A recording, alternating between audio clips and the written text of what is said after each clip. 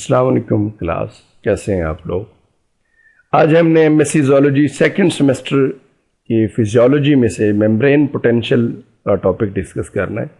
इससे पहले कि हम अपना लेक्चर स्टार्ट करें, आपसे रिक्वेस्ट की जाती है कि आपने मेरे चैनल को सब्सक्राइब करना है और बेल आइकन को प्रेस कर देना है ताकि आने वाली वीडियोज़ का नोटिफिकेशन आपको मिल सके।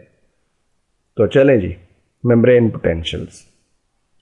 Electrical potential exist across all the membrane of all cells of the body।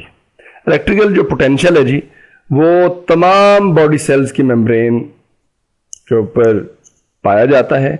In addition some cells such as nerve and muscle cell are capable of generating rapidly changing electrochemical impulses at their membrane and these impulses are used to transmit signal along the nerve or muscle membranes।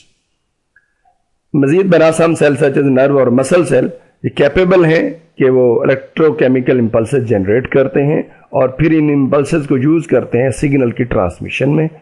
In other type of cells such as glandular cell, macrophage, ciliated cells, local electrochemical changes occur which activate many of the cells function. इनमें भी impulses पैदा होती हैं इन sales में और ये body के जो फंक्शन है, बॉडी सेल्स के फंक्शन, उनको एक्टिवेट करने का बायस बनते हैं। उसके बाद है जी basic physics of membrane potential. Membrane potential cause by diffusion, diffusion potential cause by ion concentration difference on two side of the membrane. इससे पहले कि हम इसकी डिटेल में जाएं, सबसे पहले हम डायग्राम पे फोकस करेंगे। तो चलें जी, ये है डिफ्यूजन पोटेंशियल। तो ये फिगर है जी 5.1 और उसका ये पार्ट है। तो पार्ट में क्या है जी, ये पोटेशियम कंसंट्रेशन ग्रेटर है inside as compare to outside, और यहां पर ये जो मेम्ब्रेन है ये जस्ट पोटेशियम आयंस के लिए परमिएबल है। तो इससे क्या होगा जी, पोटेशियम आयंस डिफ्यूज कर जाएंगे फ्रॉम इनसाइड टू आउटसाइड। जब ये इनसाइड से आउटसाइड मूव करेंगे तो इससे क्या होगा जी, ये जो बाइपोलैरिटी थी इसमें डिस्टर्ब आएगा। और ये डिस्टर्ब क्यों आ रहा है, क्योंकि पहले जो है जी पॉजिटिव चार्ज इनसाइड थे और नेगेटिव चार्ज आउटसाइड था। अब क्या होगा जी, होगा पॉजिटिव चार्ज आउटसाइड हो जाएगा और नेगेटिव इनसाइड हो जाएगा, यानी अपोजिट हो जाएगा after diffusion of potassium ions. उसके बाद हमारे पास डायग्राम बी है 5.1 सेक्शन में, फिगर में। इसमें क्या है जी, high concentration of sodium outside है और लो जो है जी इनसाइड है। मतलब positive charge sodium ion having sodium ion वो बाहर ज़्यादा है, इनसाइड कम है। तो यहाँ पर बी सेक्शन में यहाँ पर जो मेम्ब्रेन है वो जस्ट सोडियम आयन के लिए परमिएबल है। तो इससे क्या होगा, सोडियम आयन लीक आउट हो जाएंगे, डिफ्यूज हो जाएंगे from outside to inside.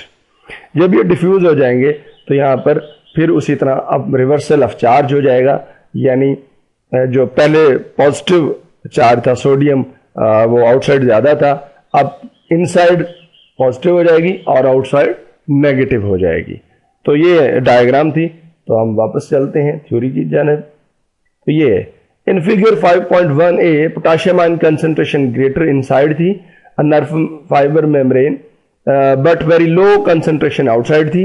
Let assume that a membrane in this instance is permeable to potassium ion but not to any other ions। इतना भी हमने बात की थी कि जस्ट जो है ना जी पोटेशियम आयंस के लिए यहाँ पे मेम्ब्रेन परमिएबल है, तो उसका क्या रिजल्ट होगा, पोटेशियम आयन डिफ्यूज होंगे। Because of the large potassium concentration gradient from inside toward outside there is strong tendency for extra number of potassium ions to diffuse outside through the membrane. तो इससे क्या होगा जी, potassium ion diffuse कर जाएंगे outward, यानी inside से outward चले जाएंगे।